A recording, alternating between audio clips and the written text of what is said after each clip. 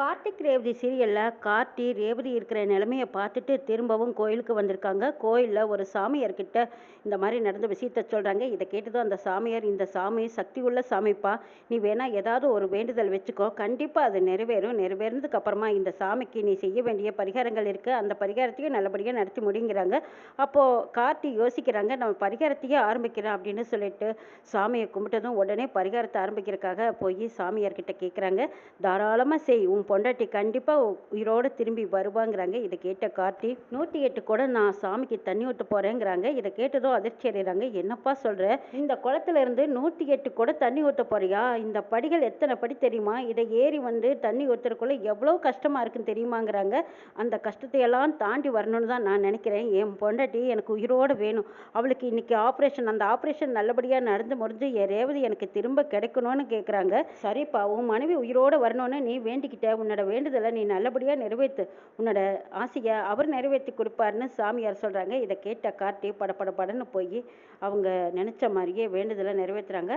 கார்த்தி தன்னோட மனைவி ரேவதி குணமாகி வரணுங்கிறதுக்காக அவங்க அந்த படி ஏறி இறங்கி வந்து தண்ணி ஊற்றிட்டு இருக்காங்க. இதெல்லாம் அக்கம் பக்கத்தில் இருக்கிறவங்க, கோயிலுக்கு வந்தவங்க பார்த்துட்டு, பாத்தியா இந்த பையன் என்ன இவ்வளோ படிகள் ஏறி இறங்கி வந்து இந்த தண்ணி ஊற்றிட்டே இருக்காரு, ஏதாவது வேண்டுதலாங்கிறாங்க. மனைவி உடம்பு சரியில்லாமல் ஆஸ்பத்திரியில் இருக்காங்க. அவங்களுக்கு இன்னைக்கு ஆப்ரேஷன் நல்லபடியாக நடந்து முடிஞ்சு அவங்க குணமாகி வரணுங்கிறதுக்காக இவங்க அவங்க மனைவிக்காக வேண்டிக்கிட்டாங்க. எவ்வளோ ஒரு அன்பு பாசம் இருந்தால் இந்த வேலையை செய்வாங்க. ஆனால் இந்த மாதிரி எல்லா புருஷனும் கிடைக்க மாட்டாங்களே, இப்படி ஒரு புருஷன் கிடைச்சதுக்கு அந்த பொண்ணு கொடுத்து வச்சிருக்கணும்னு பேசிக்கிறாங்க.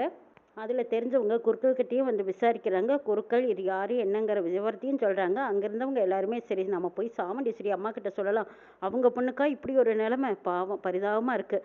ஆனால் இந்த பையன் பாரு, அந்த பொண்ணு தப்பிச்சு வரணுங்கிறதுக்காக இவ்வளவு கடுமையான விரதத்தை எடுத்து செய்கிறாரு. சரி இதை போய் அம்மா கிட்ட சொல்லலான்னு அங்கேருந்து எல்லாரும் சாமுண்டீஸ்வரியை தேடிக்கிட்டு போய்க்கிறாங்க. சாமுண்டீஸ்வரி சோகமாக உட்காந்துருக்கிற அந்த இடத்துல ஊர்க்காரங்க போகிறாங்க. என்னது, என்ன விஷயமா வந்தீங்கன்னு கேட்குறாங்க சாமுண்டீஸ்வரி. அம்மா அது ஏன் கேட்குறீங்க, உங்கள் பொண்ணுக்கு உடம்பு சரியில்லைன்னு நாங்கள் கோயிலில் தான் கேள்விப்பட்டோம். கோயிலில் உங்கள் மாப்பிள்ளை கடுமையான பரிகாரம் பண்ணிக்கிட்டு இருக்காரு. அந்த குளத்துக்கும் மேட்டுக்கும் எவ்வளோ படிகள், அதில் ஏறி இறங்கி குடமாக தண்ணி எடுத்துகிட்டு போய் அந்த சாமிக்கு ஊற்றிக்கிட்டு இருக்காங்க. அந்த சாமி தாமா கண்டு இருக்கணும், அவங்க குறைய தீர்க்கணும்னு சொல்கிறாங்க. இதை கேட்டதும் சாமுண்டீஸ்வரி என்ன சொல்கிறீங்க அப்படின்னு கேட்கவும், ஆமாம்மா உங்கள் பொண்ணுக்கு இன்றைக்கி ஏதோ ஆப்ரேஷன் அம்மா, நல்லபடியாக ஆப்ரேஷன் நடந்து முடியணும், திரும்ப வீட்டுக்கு வரணும்னு வேண்டிக்கிட்டு உங்கள் மாப்பிள்ளை அவ்வளோ ஒரு கடுமையான பக்தியோடு விரதம் இருக்கிறாங்க.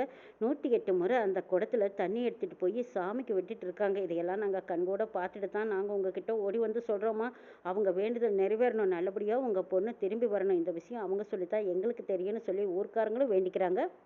நீங்கள் எல்லாருமே என் பொண்ணுக்காக வேண்டிக்கிட்டு இப்போ என் வீடு தேடி வந்திருக்கிறத நினைக்கும் போது நான் ரொம்பவே அதிர்ஷ்டசாலின்னு நினைக்கிறேன். இதே மாதிரி என் பொண்ணு திரும்பி வரணும்னு நீங்கள் வேண்டிக்கிட்ட மாதிரி தான் நானும் வேண்டிக்கிறேன். என் மாப்பிள்ளையோட வேண்டுதலும் நடக்கணும், நிறைவேறணும் தான் நான் நினைக்கிறேன்னு மனசுக்குள்ளே நினச்ச சாமுண்டீஸ்வரி அவங்க முன்னாடி எல்லாத்துக்கிட்டையும் நல்ல விதமாக பேசுகிறாங்க.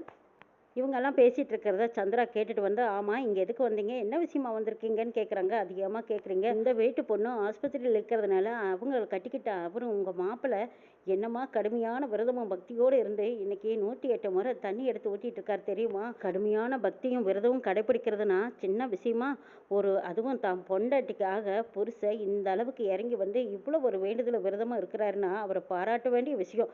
அவரை பார்க்கும்போது எங்கள் ஈரக்குலையே நடுங்கி போச்சு, பாவமாக பரிதாபமாக இருந்துச்சு. அவரோட வேண்டுதல் நிறைவேறணுங்கிறதுக்காக நாங்களும் வேண்டிக்கிட்டு வந்திருக்கோங்கிறாங்க. சந்திரா நம்பாத மாதிரியே பேசுகிறாங்க. போது நிறுத்துங்க, அவன் நடிப்பெல்லாம் எங்களுக்கு தான் தெரியும். அவனை 108 முறை யார் தண்ணி ஊற்ற சொன்னா, அவன் ஊற்றுனதை நீங்கள் எண்ணிட்டு இருந்தீங்களா, இல்லை உங்ககிட்ட சொல்லி விட்டானாங்கிறாங்க சந்திரா. இதை கேட்ட சாமுண்டீஸ்வரி ஊர் மக்களையும் பார்க்குறாங்க, சந்திராவையும் பார்க்குறாங்க. ஆமாக்கா, அவன் அநேகமாக நடிப்புக்காரன் தான், இவங்க கிட்ட எல்லாத்துக்கிட்டையும் போய் சொல்லியிருப்பான், அதனால தான் இவங்க வந்திருக்காங்க, அவனை பற்றி நமக்கு தெரியாதாங்கிறாங்க சந்திரா. என்னம்மா இப்படி பேசுகிறீங்க, நாங்கள் கண்ணார பார்த்துட்டு வந்த விஷயத்த உங்ககிட்ட சொல்லி கேட்டால் நீங்கள் என்னடான்னா இவ்வளோ தூசாக பேசுகிறீங்க. அப்படிப்பட்ட ஒரு நல்ல மகராசன் தான் பொண்டாட்டிக்காக எவ்வளோ ஒரு கடுமையான விரதத்தை கடைப்பிடிக்கிறாங்க. இவ்வளோ ஒரு நல்ல விஷயத்த வந்து சொல்கிறோம், நீங்கள் என்னடான்னா நம்பாமல் பேசுகிறீங்களேம்மா. அவரோட நல்ல காரியம் கண்டிப்பாக பலன் கொடுக்கும். பொண்ணு மீண்டு வர்றதுக்கு அவரோட பக்தி தான் காரணங்கிறாங்க. சாமுண்டீஸ்வரி உள் மனசில் ஒரு வாரத்தில் சந்தோஷமாக இருக்குது. என் பொண்ணுக்காக இந்த மாதிரியெல்லாம் விரதம் இருக்கானா அப்படின்னு நினைக்கிறாங்க. ஆனால் சந்திரா எங்கள் அக்காக்காரி அந்த பக்கம் திசை திரும்பிடுவாளோ, மாப்பிள்ளை மேலே எங்கள் பாசமும் கரிசனமும் காட்டிடுவாளோன்னு நினச்சிட்டு, அக்கா இதையெல்லாம் நம்பாதக்கா, அதெல்லாம் வெறும் நடிப்புக்கா, இவன் போய் தண்ணி ஊற்றின மாயத்தில் நம்ம ரேவதி பொழைச்சி வந்துடுவாளா என்ன, இதெல்லாம் இவங்க உன்னை நம்ப வைக்கிறதுக்கு சொல்லிக்கிட்டு இருக்காங்க, நீ முட்டாள்தனமாக நம்பிட்டாதேங்கிறாங்க.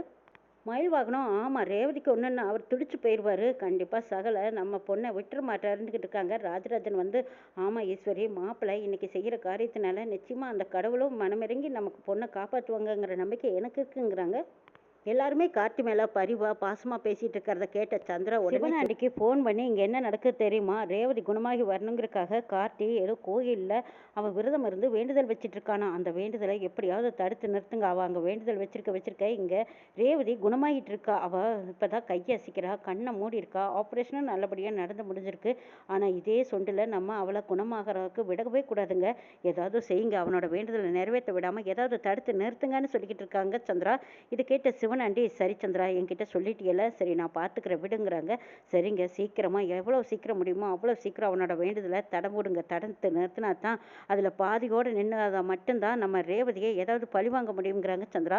அதை கேட்ட சிவனாண்டிக்கும், பார்த்துக்கிற விடு சந்திரா, நீ ஒன்றும் கவலைப்படாத அப்படின்னு சொல்லிட்டு சிவனாண்டிக்கு முத்துவேலும் நேராக வராங்க. அவன் பொண்டாட்டி மேலே என்னமா பாசம் வச்சதுனால இப்படி ஒரு காரியத்தை பண்ணுறான், இதை தடுத்து நிறுத்தணுங்கிறாங்க. இது சாமி குத்தம் ஆயிடுமாதா அப்படின்னு கேட்குறாரு முத்துவேலு. அதெல்லாம் ஒன்றும் ஆகாது. இவன் போய் இந்த வேண்டுதலை நிறைவேற்றினா தானே அந்த ரேவதி பொழைச்சி வருவா. பொழைக்கிறதுக்கு இல்லாமல் பண்ணிடலாங்கிறாங்க. ஆமாப்பா, பொண்டாட்டியும் செத்து போனா, அம்மா மேலே ரொம்ப பாசம் வச்சுருந்தா, அவங்க அம்மாவும் போய் சேர்ந்துட்டா. இப்போ ரேவதியை உயிரோடு பார்க்கணுன்னு அவன் ஆசைப்பட்றான். அவள் ஆசை நிறைவேறக்கூடாது. அதுக்கு என்ன பண்ணலாம் அப்படின்னு சொல்லும்போது, அங்கே பார்த்தீங்களா 2 குடம் மாற்றி மாற்றி வந்து தண்ணி எடுத்துகிட்டு போகிறான். அந்த 2 குடத்துலையும் அவன் கொண்டு போகிறதுக்குள்ளேயா ஏதாவது ஒன்று பண்ணி வைக்கணும். அந்த களைப்பில் அவன் இந்த பரிகாரத்தை நல்லபடியாக செஞ்சு விடாமல் பண்ணிடணும்னு நினச்ச சிவனாண்டி கார்த்தி மும்முரமாக குடத்துல தண்ணியை மோந்து மோந்து மாற்றி ஊற்றிட்டு இருக்கும்போது அங்கே ஓட்ட குடத்தை கொண்டு வந்து வச்சிடுறாங்க முத்துவேலு சிவனாண்டிக்கும்.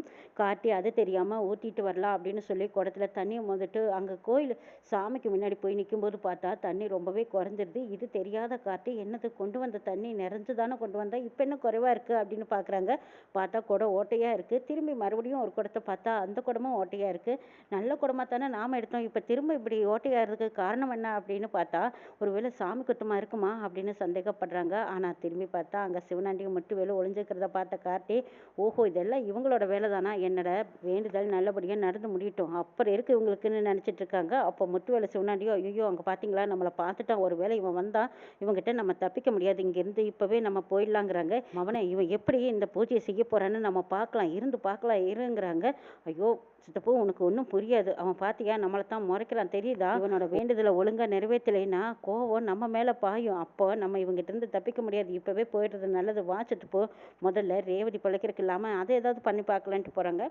கார்த்தி அவங்க இடுப்பில் கட்டியிருந்த துண்டை எடுத்து கிழிக்கிறாங்க. அதை நல்லா உருட்டி அந்த ஓட்டை வழியாக அடைச்சிடுறாங்க. அதுக்கப்புறமா அவங்க 2 குடத்துலையும் தண்ணியை மாற்றி மாற்றி கொண்டு போய் நிறைய குடமாக 108 குடம் தண்ணி ஊற்றி முடிச்சிடுறாங்க. அதுக்கப்புறம் சாமியார்கிட்ட வந்து, சாமி நீங்கள் சொன்ன மாதிரியே நான் இந்த சிறப்பான பூஜையை செஞ்சு முடிச்சிட்டேங்கிறாங்க. இதை கேட்ட சாமியாரும், இப்போ உன் பொண்டாட்டி நிச்சயமாக குணமாயிருப்பா, நீ போய் பாருங்கிறாங்க.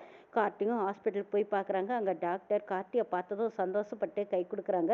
உங்கள் மனைவியை காப்பாற்றியாச்சு சாருங்கிறாங்க. இதை கேட்டதும் கார்த்தி அளவில்லாத சந்தோஷப்படுறாங்க. அப்பாடா, இதுக்காகத்தானே நான் வேண்டுதல் வச்சிருந்தேன், என்ன வேண்டுதல் பழிச்சிருச்சுங்கிறாங்க. ஆப்ரேஷனுக்கு அப்புறமா ரேவதிக்கு கொஞ்சம் மாற்றம் இருக்கு அப்படின்னு சொல்லி சாமுண்டீஸ்வரிக்கு இந்த தகவல் தெரியுது. சாமுண்டீஸ்வரி, ராஜராஜன் எல்லாரும் திரும்பவும் ஓடி வந்து ஹாஸ்பிட்டலில் ரேவதியை பார்க்கறதுக்கு வந்திருக்காங்க. அங்கே பார்த்தா டாக்டர் சொன்னதை கேட்டதும் ஆச்சரியப்படுறாங்க. அப்படி உயிர் போகிற நிலைமையில இருந்த ரேவதி இன்னைக்கு காப்பாற்றிருக்கான்னா அதுக்கு கார்த்தி கோயிலில் அவங்க செஞ்ச விரதமும் பரிகாரம் தான் காரணம்னு சொல்கிறாங்க ராஜராஜன். இதை கேட்ட சாமுண்டீஸ்வரி கார்த்தியை பார்த்து பூரிச்சு போகிறாங்க. ஆனால் சந்திரா, என்னது இவன் பரிகாரத்தை பண்ணி முடிச்சுட்டு வந்துட்டானா, அப்போ சிவனாண்டியும் முத்துவேலும் போய் அங்கே என்னதான் பண்ணாங்க அப்படின்னு சரியான கோபத்தில் இருக்காங்க சந்திரா. எந்த காரியத்திலையும் இவனே ஜெயிக்கிறா, இவனை எதுலையுமே நம்ம தோக்கடிக்க முடியலையேன்னு நினச்சிட்டு இருக்காங்க சந்திரா. அங்கே டாக்டர் வராங்க. வந்து கார்த்திகிட்ட சொல்கிறாங்க, உங்கள் மனைவிக்கு நல்லபடியாக ஆப்ரேஷன் நடந்து முடிஞ்சது, இனிமே அவங்கள பற்றி நீங்கள் பயப்படவே வேண்டாம், அவங்க எப்பவும் போல நார்மலாக குணமாகி வந்துடுவாங்கங்கிறாங்க. இதை கேட்ட கார்த்தி ரொம்பவே சந்தோஷப்படுறாங்க. இந்த பக்கம் ராஜராஜன் ஓடி வந்ததும் கார்த்தியை கட்டி பிடிச்சு, மாப்பிள்ளை நீங்கள் செஞ்ச காரியத்தினால இன்னைக்கு என் பொண்ணு உயிர் பிழைச்சிட்டாங்கிறாங்க. ஆனால் சாமுண்டேஸ்வரி வாய் விட்டு சொல்லாமல் அப்படியே பெருமையாக பார்த்துட்டு இருக்காங்க.